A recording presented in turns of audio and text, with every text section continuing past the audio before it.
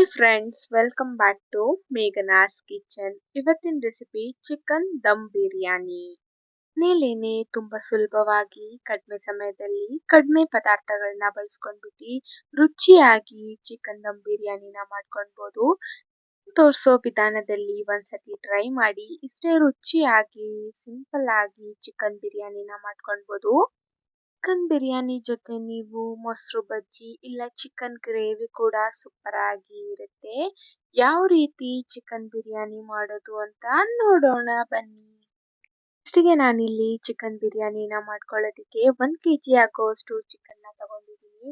ಚೆನ್ನಾಗಿ ವಾಶ್ ಮಾಡಿ, ಯಾವುದೇ ರೀತಿ ಚಿಕನ್ನಲ್ಲಿ ನೀರಿನ ಅಂಶ ಇರಬಾರ್ದು, ಆ ರೀತಿ ಚೆನ್ನಾಗಿ ನೀರನ್ನೆಲ್ಲ ಬಸ್ಕೊಂಡು ತಗೊಂಡಿದ್ದೀನಿ. ನೋಡ್ಬೋದು, ಈ ರೀತಿ ಚಿಕನ್ನ ಚೆನ್ನಾಗಿ ವಾಶ್ ಮಾಡಿ ತಗೊಳ್ಬೇಕಾಗತ್ತೆ. ಇದಕ್ಕೆ ನಾವು ಇವಾಗ ಮ್ಯಾರಿನೇಟ್ ಮಾಡ್ಕೊಳ್ಳೋದಕ್ಕೆ ಮಸಾಲೆನ ಹಾಕೊಳ್ಳೋಣ. 1 ಸ್ಪೂನ್ ಅಷ್ಟು ಖಾರದ ಪುಡಿನ ಹಾಕೊತಾ ಇದ್ದೀನಿ.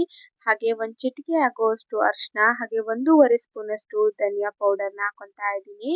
ಹಾಗೆ 1 ಸ್ಪೂನ್ ಅಷ್ಟು ಗರಂ ಮಸಾಲ, ಹಾಗೆ ರುಚಿಗೆ ತಕ್ಕಷ್ಟು ಉಪ್ಪು, ಹಾಗೆ ಅರ್ಧ ಕಪ್ ಆಗೋಷ್ಟು ಮೊಸರನ್ನ ಹಾಕೊತಾ ಇದ್ದೀನಿ. ಇದನ್ನೆಲ್ಲ ಹಾಕೊಂಡು ಚೆನ್ನಾಗಿ ಈ ರೀತಿ ಮಿಕ್ಸ್ ಮಾಡ್ಕೊಳ್ಬೇಕಾಗತ್ತೆ. ಈ ರೀತಿ ಚೆನ್ನಾಗಿ ಮಿಕ್ಸ್ ಮಾಡ್ಕೊಂಡ್ರೆ ಒಂದು 30 ರಿಂದ 40 ನಿಮಿಷ ಚೆನ್ನಾಗಿ ಮ್ಯಾರಿನೇಟ್ ಆಗೋದಕ್ಕೆ ಬಿಡಬೇಕಾಗತ್ತೆ. ಮಸಾಲೆ ಎಲ್ಲ ಚಿಕನ್ಗೆ ಕರೆಕ್ಟಾಗಿ ಹತ್ಕೊಳ್ಳುತ್ತೆ. ಹಾಗಾಗಿ ಈ ರೀತಿ ಮ್ಯಾರಿನೇಟ್ ಮಾಡ್ಕೊಳ್ಳೋದ್ರಿಂದ ಚಿಕನ್ ಬಿರಿಯಾನಿನೂ ಕೂಡ ಸೂಪರ್ ಆಗಿ ಇರುತ್ತೆ. ನೋಡ್ಬೋದು, ಈ ರೀತಿ ಚೆನ್ನಾಗಿ ಮಿಕ್ಸ್ ಮಾಡ್ಕೊಂಡು ಮ್ಯಾರಿನೇಟ್ ಮಾಡೋದಕ್ಕೆ ಬಿಡ್ತಾ ಇದ್ದೀನಿ. ಈ ರೀತಿ ಆದರೆ ಸಾಕು. ಇದನ್ನ ನಾವು ಇವಾಗ ಸೈಡ್ಗೆ ಎತ್ತಿಟ್ಕೊಳ್ಳೋಣ. ಇವಾಗ ನಾವು ಮಸಾಲೆನ ರೆಡಿ ಮಾಡ್ಕೊಳ್ಳೋಣ. ಒಂದು 3 ಇಂಚಷ್ಟು ಚಕ್ಕೆನ ಹಾಕೊತಾ ಇದ್ದೀನಿ. ಒಂದು 10 ರಿಂದ 12 ಲವಂಗನ ಹಾಕೊತಾ ಇದ್ದೀನಿ. ಹಾಗೆ ಒಂದು 3 ಇಂಚಷ್ಟು ಶುಂಠಿನ ಹಾಕೊತಾ ಇದ್ದೀನಿ. ಹಾಗೆ 1 ಗಡ್ಡೆ ಆಗೋಷ್ಟು ಬೆಳ್ಳುಳ್ಳಿನ ಹಾಕೊತಾ ಇದ್ದೀನಿ. ಹಾಗೆ ಒಂದು 4 ಹಸಿಮೆಣಸಿನಕಾಯಿನ ಹಾಕೊತಾ ಇದ್ದೀನಿ ಖಾರಕ್ಕೆ ತಕ್ಕಂತೆ. ಹಾಗೆ 2 ಮೀಡಿಯಂ ಸೈಜ್ ಈರುಳ್ಳಿನ ಈ ರೀತಿ ಸ್ಲೈಸ್ ಆಗಿ ಕಟ್ ಮಾಡ್ಕೊಂಡು ಹಾಕೊತಾ ಇದ್ದೀನಿ. ಹಾಗೆ 1 ಹಿಡಿ ಆಗೋಷ್ಟು ಕೊತ್ತಂಬರಿ, ಹಾಗೆ ಸ್ವಲ್ಪ ಫ್ಲೇವರ್ಗೆ ಪುದೀನಾನ ಹಾಕೊತಾ ಇದ್ದೀನಿ. ಹಾಗೆ ಸ್ವಲ್ಪ ನೀರು ಹಾಕೊಂಡು ನುಣ್ಣಗೆ ಪೇಸ್ಟ್ ಮಾಡ್ಕೊಂಡು ಬರಬೇಕಾಗತ್ತೆ. ನೋಡ್ಬೋದು, ನಾನಿಲ್ಲಿ ಗ್ರೈಂಡ್ ಮಾಡ್ಕೊಂಡು ಬಂದಿದ್ದೀನಿ.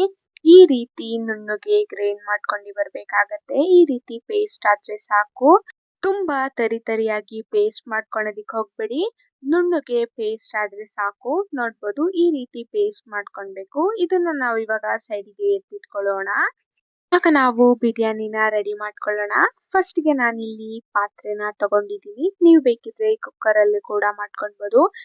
1 ಮೀಡಿಯಂ ಸೈಜ್ ಈರುಳ್ಳಿನ ಈ ರೀತಿ ಸ್ಲೈಸ್ ಆಗಿ ಕಟ್ ಮಾಡ್ಕೊಂಡು ಹಾಕೊತಾ ಇದ್ದೀನಿ. ಹಾಗೆ ಒಂದು 5 ಹಸಿಮೆಣಸಿನಕಾಯಿನ ಹಾಕೊತಾ ಇದ್ದೀನಿ ಖಾರಕ್ಕೆ ತಕ್ಕಂತೆ. ಹಾಗೆ 1 ಪಲಾವ್ ಎಲೆನ ಹಾಕೊತಾ ಇದ್ದೀನಿ. ಇದನ್ನೆಲ್ಲ ಚೆನ್ನಾಗಿ ಫ್ರೈ ಮಾಡ್ಕೊಳ್ಬೇಕಾಗತ್ತೆ. ಈರುಳ್ಳಿ ಎಲ್ಲ ಹಸಿ ವಾಸನೆ ಎಲ್ಲ ಹೋಗಬೇಕು. ಈ ರೀತಿ ಚೆನ್ನಾಗಿ ಫ್ರೈ ಮಾಡ್ಕೊಂಡಾದ್ಮೇಲೆ ಇದಕ್ಕೆ ನಾವು ಟೊಮೊಟೊನ ಹಾಕೊಳ್ಬೇಕಾಗತ್ತೆ. ಟೊಮೊಟೊನು ಸಾಫ್ಟ್ ಆಗೋ ತನಕ ಫ್ರೈ ಮಾಡ್ಕೊಳ್ಬೇಕಾಗತ್ತೆ.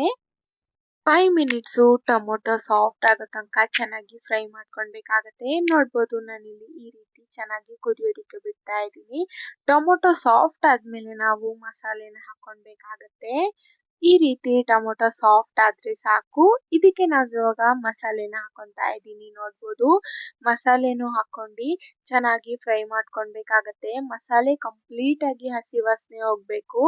ಹಾಗೆ ಸ್ವಲ್ಪ ಕುದಿ ಬರಬೇಕು. ಅಲ್ಲಿ ತನಕ ಚೆನ್ನಾಗಿ ಫ್ರೈ ಮಾಡ್ಕೊಳ್ಬೇಕಾಗತ್ತೆ. ಒಂದು 5 ಮಿನಿಟ್ಸು ಹಸಿ ವಾಸನೆ ಎಲ್ಲ ಹೋಗೋ ತನಕ. ನೋಡ್ಬೋದು, ಈ ರೀತಿ ಹಸಿ ವಾಸನೆ ಎಲ್ಲ ಹೋಗಿ ಈ ರೀತಿ ಚೆನ್ನಾಗಿ ಕುದಿ ಬರ್ತಾ ಇದೆ ಅಂದಾಗ ನಾವೇನು ಚಿಕನ್ನ ಮ್ಯಾರಿನೇಟ್ ಮಾಡಿ ಇಟ್ಕೊಂಡಿರ್ತೀವೋ ಅದನ್ನ ಹಾಕೊಳ್ಬೇಕಾಗತ್ತೆ. ಈ ರೀತಿ ಮಿಕ್ಸ್ ಮಾಡ್ಕೊಂಡು ಚಿಕನ್ನ ಹಾಕೊತಾ ಇದ್ದೀನಿ. ನೋಡ್ಬೋದು, ಇವಾಗ ನಾವು ಚಿಕನ್ನ ಇದ್ರಲ್ಲೇನೆ ಸ್ವಲ್ಪ ಬೇಯಿಸ್ಕೊಳ್ಬೇಕಾಗತ್ತೆ. ಚಿಕನ್ನು ಚೆನ್ನಾಗಿ ನೀರು ಮತ್ತೆ ಎಣ್ಣೆ ಬಿಡಬೇಕು. ಅಲ್ಲಿ ತನಕ ಈ ರೀತಿ ಚೆನ್ನಾಗಿ ಕುದಿಯೋದಿಕ್ಕೆ ಬಿಡಬೇಕಾಗತ್ತೆ. ಯಾವುದೇ ರೀತಿ ನೀರು ಹಾಕಬಾರ್ದು.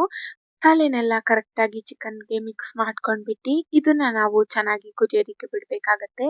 ನಾವಿವಾಗ 1 ಚಿಟಿಕೆ ಆಗೋಷ್ಟು ಅರಿಶಿನ, ಹಾಗೆ 1.5 ಸ್ಪೂನು ಧನಿಯಾ ಪೌಡರು, ಹಾಗೆ ರುಚಿಗೆ ತಕ್ಕಷ್ಟು ಉಪ್ಪನ್ನ ಹಾಕೊಂಡು ಈ ರೀತಿ ಚೆನ್ನಾಗಿ ಮಿಕ್ಸ್ ಮಾಡ್ಕೊಂಡು ಒಂದು 10 ರಿಂದ 20 ನಿಮಿಷ ಚೆನ್ನಾಗಿ ಕುದಿ ಬರಬೇಕು.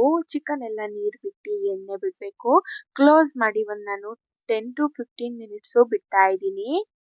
ನೋಡ್ಬೋದು ನಾನಿಲ್ಲಿ 15 ಮಿನಿಟ್ಸು ಚೆನ್ನಾಗಿ ಕುದಿಯೋದಕ್ಕೆ ಬಿಟ್ಟಿದ್ನಲ್ಲ, ನೋಡ್ಬೋದು ಈ ರೀತಿ ಚೆನ್ನಾಗಿ ಕುದಿ ಬಂದು ಎಣ್ಣೆ ಎಲ್ಲ ಬಿಡಬೇಕಾಗತ್ತೆ.